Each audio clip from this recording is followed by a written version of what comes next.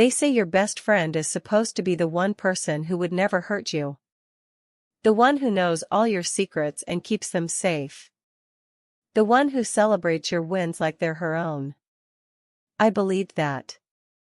For 12 years, I believed that. My name is Sarah.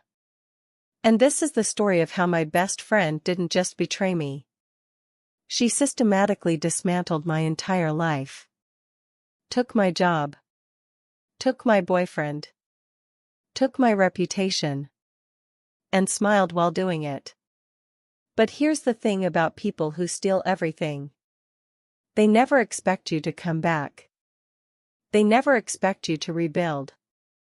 And they definitely never expect you to remember every single thing they did.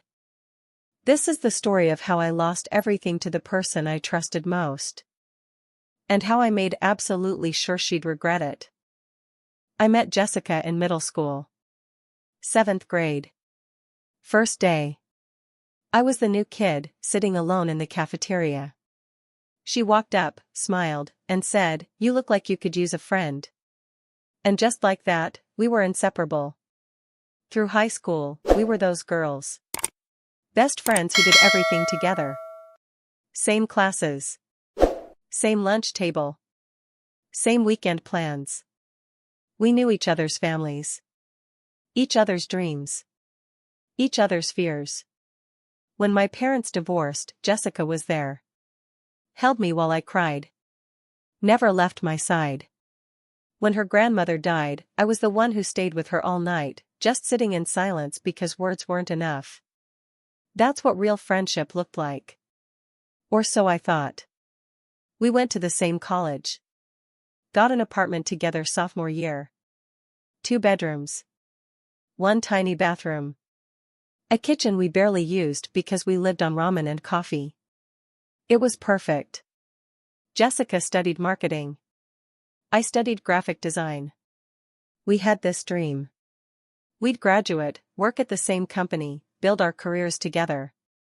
Maybe even start our own agency someday. We talked about it constantly.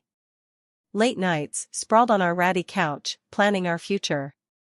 We're going to be those girls, Jessica would say. The ones everyone wants to be. Successful. Independent. Unstoppable. I believed her. Senior year, we both applied to the same companies. Cross-referenced our applications. Helped each other with interview prep. I was better at design. She was better at talking to people. We were a team. And then we both got offers from Catalyst Creative. A mid-sized marketing agency with a great reputation. Different departments, but the same company. We screamed when we got the calls. Jumped around our apartment like idiots. Called our parents. Celebrated with cheap wine. This was it. Everything we'd planned. We started the same week. Went through orientation together. Had lunch together every single day. I was in the design department. Jessica was in client relations. I loved my job. Really loved it. I worked on campaigns for local businesses, nonprofits, small startups trying to make it big. And I was good at it. My supervisor noticed. Started giving me bigger projects. More responsibility. Within a year, I was lead designer on a major campaign for a tech startup. It was the biggest thing I'd ever worked on. Jessica was excited for me. At least, that's what she said. "You're going to crush this, Sarah," she'd tell me. And I did. The campaign went viral. Got featured in industry publications. Won awards. And I got promoted. Senior designer at 25. Jessica took me out to celebrate. We got drinks at our favorite bar. "I'm so proud of you," she said, raising her glass. I smiled. Felt on top of the world. That's when I met Ryan. He was a freelance photographer working on one of our campaigns. Tall. Funny. Kind eyes. We clicked immediately. Started dating a month later. And I told Jessica everything. Every date. Every conversation. Every moment. Because that's what best friends do. She met him, of course. I wanted them to get along. He's great, Sarah, she said after the first time they met. Really great. You deserve this. For 6 months, life was perfect. I had my dream job. An amazing boyfriend. My best friend by my side. I thought nothing could touch me. I was wrong. It started small. Jessica began staying late at the office. Said she was working on a big project. I didn't think much of it. Then she started canceling our usual lunch plans. Sorry, Sarah.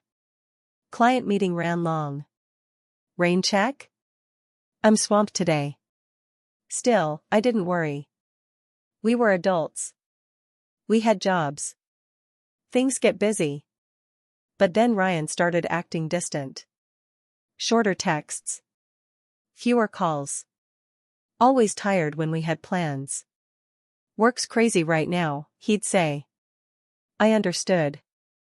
I was busy too. One Thursday night, I finished a project early. Decided to surprise Ryan at his apartment. Bought his favorite takeout. Showed up unannounced. He didn't answer the door. But I could hear voices inside. I used the spare key he'd given me. Walked in. And there they were. Ryan. And Jessica. On his couch. Wine glasses on the table. Her hand on his arm. Laughing. They looked up. Froze. Sarah, Ryan started. But I couldn't hear anything over the sound of my heart breaking. What is this? My voice came out small. Broken. Jessica stood up. Had the audacity to look guilty. It's not what you think, she said. I laughed. A horrible, bitter sound. Then what is it, Jess? What exactly am I looking at? Ryan ran his hand through his hair. Wouldn't meet my eyes. We were just talking, Jessica said. About what?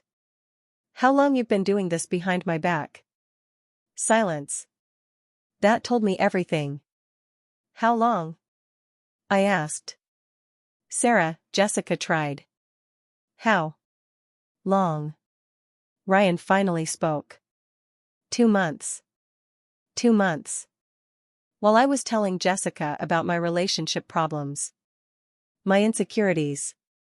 My fears. She was sleeping with my boyfriend. I'm sorry, Jessica whispered. I looked at her. Really looked at her. This person I'd known for 12 years. No, you're not, I said. You're sorry you got caught. I left. Didn't take the food. Didn't cry. Didn't scream. Just left. But it didn't stop there. Because Jessica wasn't just going to steal my boyfriend. She was going to take everything. 2 weeks later, I walked into the office and felt it immediately. People staring. Whispering. Looking away when I made eye contact. My supervisor called me into her office. Sarah, we need to talk about the Miller account. The Miller account was mine. A major client I'd been working with for months. What about it? I asked. There have been concerns. About the direction of the campaign. I frowned. What concerns? The client approved everything last week. They've since had a change of heart. And Jessica from Client Relations has offered some alternative approaches. My stomach dropped. Jessica? Yes. She's been in communication with them. Building rapport. They're very impressed with her ideas. Her ideas. My ideas that I'd shared with her over coffee and lunch and late-night brainstorming sessions. She's taking credit for my work, I said flatly. My supervisor shifted uncomfortably. That's not how they presented it. They said Jessica brought fresh perspective. I left that meeting knowing exactly what was happening. And it got worse. Over the next month, Jessica systematically inserted herself into my projects. Scheduled meetings with my clients. Offered suggestions that were word-for-word things I'd told her in confidence. And because she was charming, because she knew how to talk to people, they loved her. My supervisor started questioning my contributions. Jessica seems to have a better handle on the client's needs. Maybe you should collaborate more with Jessica. Jessica suggested we rethink your approach. Every day, I watched her steal my work. My relationships. My credibility. And she'd smile at me in the hallway. Wave. Act like we were still friends. Ryan made it official. Changed his relationship status. Posted photos with Jessica. My phone lit up with notifications. Friends asking what happened. Offering sympathy. But the worst part? The comments. They look so good together. I always thought they had chemistry. Jessica deserves this happiness. She was rewriting our story. Making herself the hero. Me the obstacle she'd overcome. Then came the final blow. 3 months after I caught them together, my supervisor called me in again. Sarah, we're restructuring the design department. I knew what was coming. Your position is being eliminated. But we'd like to offer you a junior designer role. Reporting to Jessica. Jessica. Who had just been promoted to creative director. My job. My title. My team. Given to her. You want me to work under her? I asked. We think it would be a good fit. She speaks highly of your technical skills. Technical skills. Like I was just a tool. Not the person who'd built half the client relationships she was now claiming. No, I said. I'm sorry? No. I won't do it. Sarah, be reasonable. I quit. I walked out that day with a box of my belongings. 12 years of friendship. 2 years of hard work. 6 months of a relationship. All gone. And Jessica got everything. The first month after I quit was the worst month of my life. I couldn't get out of bed some days. Couldn't eat. Couldn't sleep. Couldn't stop replaying every moment. Every secret I'd shared. Every vulnerability I'd exposed. Every piece of myself I'd trusted her with. She'd weaponized all of it. My friends didn't know what to say. Most of them had been our mutual friends. And Jessica was good at spinning stories. I started seeing the social media posts. Group hangouts I wasn't invited to anymore. Photos of Jessica and Ryan at parties. At dinners. Living the life I thought I was building. And the comments. Always the comments. You two are perfect together. So happy for you, Jess.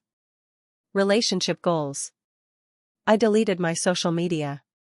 Couldn't handle it. My phone stopped ringing. People stopped checking in. I was alone. Completely, utterly alone. I'd lie awake at night, replaying conversations. Times when I'd told Jessica about my concerns at work. About feeling overlooked. She'd listened. Sympathized. Told me I deserved better. Then used that information to position herself as the solution. Times when I'd told her about my relationship struggles with Ryan. About wanting to feel more connected. She'd given advice. Been supportive. Then used those vulnerabilities to wedge herself between us. She'd studied me for 12 years. Knew exactly where to strike. My savings were running out. I needed a job. But every application I sent went nowhere. Because when they called Catalyst Creative for references, who do you think they talked to? Jessica. My former supervisor who now reported to Jessica. People in Jessica's circle. And what were they saying? I could only imagine. Difficult to work with. Couldn't handle feedback. Left unprofessionally. My reputation was destroyed. But the anger kept me going. Late at night, when I couldn't sleep, I'd think about her. About how she'd smiled to my face while dismantling my life. About how she'd stolen my work and called it collaboration. About how she was living in the success I'd helped build, erasing me from the story. And I'd think, she can't get away with this. She won't. That's when I stopped crying. Stopped feeling sorry for myself. And started planning. I gave myself 2 weeks to fall apart. Then I got up. First thing I did, I took inventory of what I had. My skills. My portfolio. My knowledge of the industry. And something else. Something valuable. I knew how Jessica worked. I'd watched her for 12 years. Knew her patterns. Her shortcuts. Her weaknesses. I knew how she presented others' ideas as her own. How she charmed people but never did the deep work. I knew everything. And I was going to use it. I started freelancing. Small projects at first. Logo designs. Website mockups. Social media graphics. Nothing glamorous. But it kept me afloat. And more importantly, it kept me in the industry. I rebuilt my portfolio. Created new work. Showcased my actual skills without the filter of corporate politics. Then I did something strategic. I started networking. Not with my old contacts. With new ones. I went to industry events. Meetups. Conferences.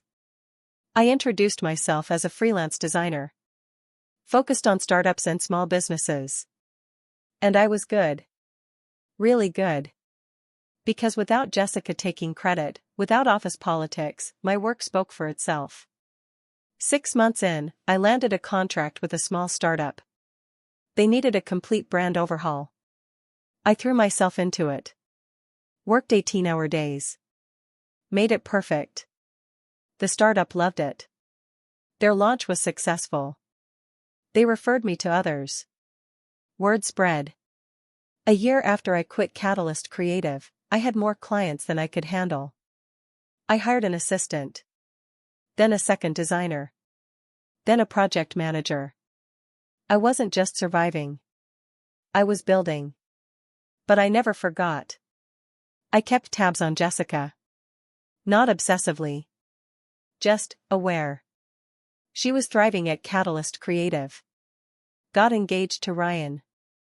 Made creative director of the entire agency. She was living my dream life. Built on my work. My ideas. My connections. And every article about her, every award she won, every promotion she announced. It mentioned her innovative approach. Her fresh perspective. Her natural talent. Never mentioned where those ideas came from. Never mentioned the 12 years of friendship where I'd shared everything. Never mentioned me at all. That's when I knew. Taking her down publicly would be easy. I could expose her. Post receipts. Tell the truth. But that would make me look bitter. Vindictive. Like a jealous ex-friend who couldn't move on. Real revenge doesn't announce itself. It unfolds slowly. Naturally. Inevitably. So I waited. And I planned. 2 years after leaving Catalyst Creative, my freelance business had grown into a full agency. Small, but respected. We had 15 employees. Solid clients. Industry recognition. And then I got a call. One of the biggest companies in our city was looking for a new creative agency. Their current agency? Catalyst Creative. They wanted to explore other options. Fresh perspectives. New energy. They wanted to meet with me. I smiled when I hung up. Because the universe had just handed me the keys to Jessica's kingdom. And I was going to walk right in. The meeting was scheduled for a Thursday afternoon. I prepared for 3 weeks. Not just the pitch. I prepared for war. I knew Catalyst Creative's strengths. More importantly, I knew their weaknesses. I knew which clients were unhappy but staying out of loyalty. I knew which campaigns had gone over budget. I knew where corners were cut, where promises weren't kept, where relationships were strained. How did I know? Because I still had friends in the industry. People who'd worked with Catalyst. People who remembered me before Jessica rewrote history. And people talk. I built a pitch that wasn't just good. It was devastating. It addressed every single pain point the client had with Catalyst Creative. It showcased my agency's work. Our process. Our values. And subtle, very subtle, it highlighted inconsistencies in Catalyst's recent campaigns. Not accusations. Just questions. We noticed this trend in your past 3 campaigns. Was that intentional, or would you prefer a more diverse approach? Professional. Thoughtful. But pointed. I walked into that meeting like I'd already won. Because in my mind, I had. The client loved the pitch. Loved our approach. Loved our energy. They said they'd be in touch. 2 weeks later, they called. We got the contract. Catalyst Creative's biggest client. Gone. I didn't celebrate. Not yet. Because losing one client wouldn't destroy Jessica. It would just make her work harder to keep the others. So I kept going. I started targeting Catalyst's other major clients. Not aggressively. Just strategically. I'd attend the same industry events. Strike up conversations. Build relationships. Plant seeds. If you ever want to explore other options, we'd love to chat. Nothing pushy. Just friendly. Professional. And slowly, those seeds grew. 3 months after landing the first client, another one reached out. Then another. Within 6 months, I'd taken 4 of Catalyst Creative's top 10 clients. The industry noticed. Articles started appearing. Boutique agency disrupts established players. My name was mentioned. My agency's growth. Our approach. And buried in those articles, a single line, several former Catalyst Creative clients have made the switch. Jessica would be reading those articles. She'd know. But the best part? I never mentioned her. Never mentioned Catalyst Creative specifically in interviews. I just talked about my work. My vision.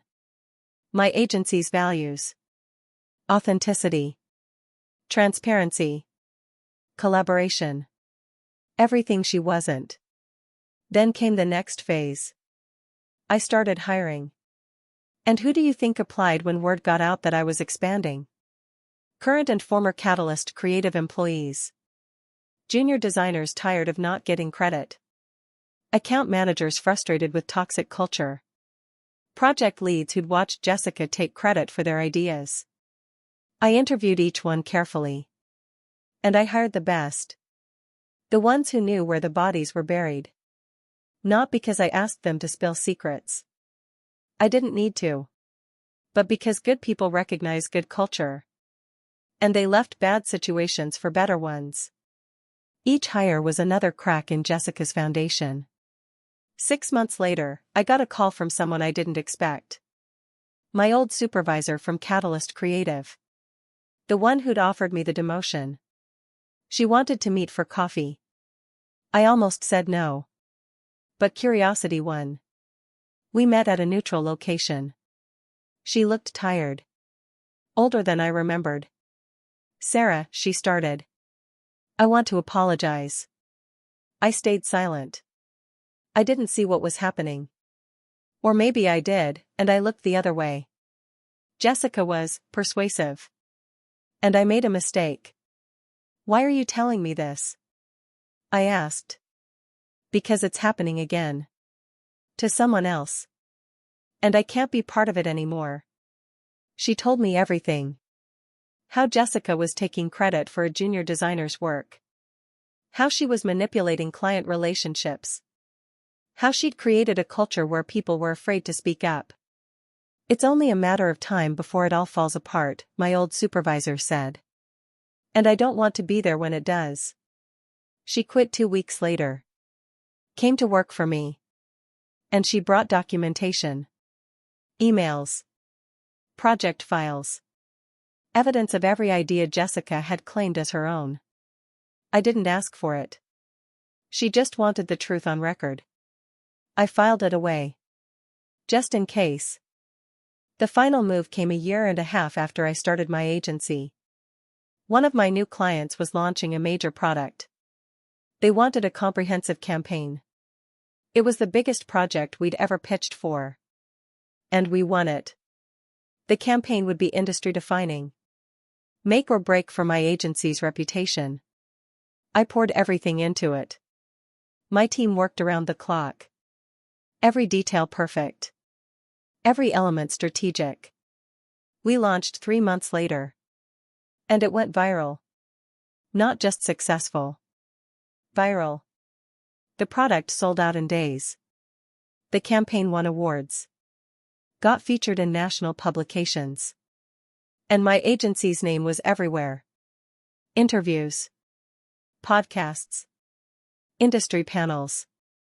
Every single one asked the same question, what's your secret? And I told them the truth. Authentic collaboration. Giving credit where it's due.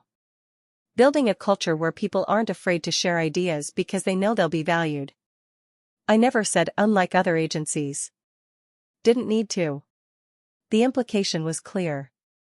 That's when the dominoes started falling. Former Catalyst creative clients reached out. Current ones started asking questions. We've heard great things about your agency culture. Can we schedule a meeting? One by one, they left. Jessica tried to fight back. Launched counter campaigns. Offered discounts.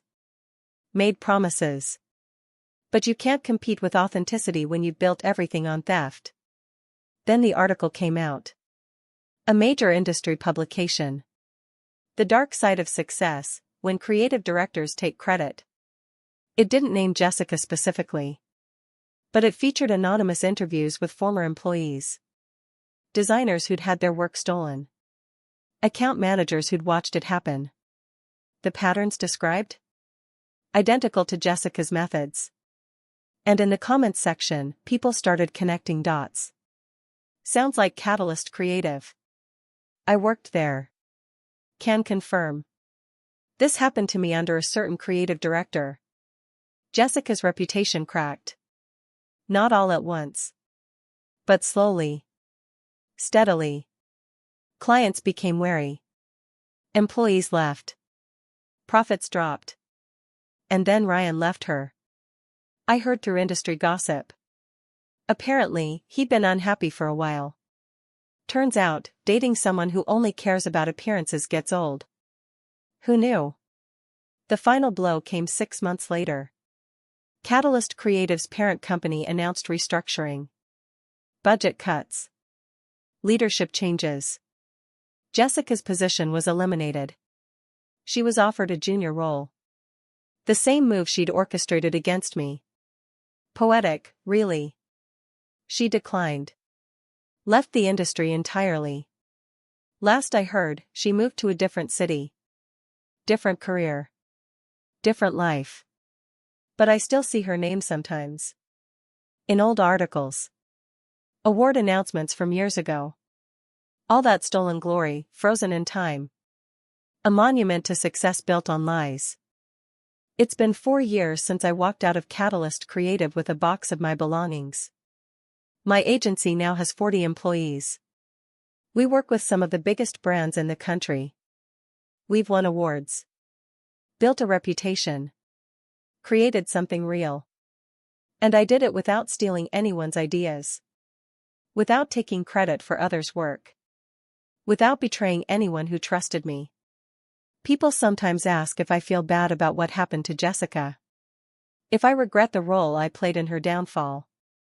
And here's my honest answer, no. I didn't destroy Jessica. She destroyed herself. I just stopped letting her build her empire on my back. Every client that left her came to me because we offered something better. Every employee that quit did so because the culture was toxic. Every article that questioned her methods did so because former colleagues spoke up. I didn't create those problems. I just stopped protecting her from the consequences. There's a difference between revenge and justice. Revenge is about making someone suffer. Justice is about truth coming to light. What happened to Jessica was justice. A few months ago, I got a message from her. After years of silence. After everything. Sarah, I know I have no right to reach out. But I want you to know I'm sorry. I was young and stupid and ambitious in all the wrong ways. I destroyed the best friendship I ever had. I'm sorry. I read it 3 times. Thought about responding. Thought about all the things I could say. But in the end, I just deleted it. Because sorry doesn't give me back 12 years of friendship. Sorry doesn't undo the nights I cried myself to sleep. Sorry doesn't restore the reputation she trashed or the career she tried to end. Sorry is just a word people say when they finally face consequences. And I don't owe her forgiveness. I built something better than anything she took from me. That's enough. I want you to understand something. When someone betrays you, especially someone close, it feels like the end of the world. Like you'll never recover. Never trust again. Never be okay. But you will. Not by getting even. Not by destroying them. By building something they can't touch. Can't steal. Can't claim. By becoming so undeniably successful that the truth speaks for itself. The best revenge isn't making them suffer. It's making them irrelevant. It's building a life so good they become a footnote in your story instead of the villain in theirs. Jessica thought she could erase me. Rewrite history. Take everything I built and call it hers.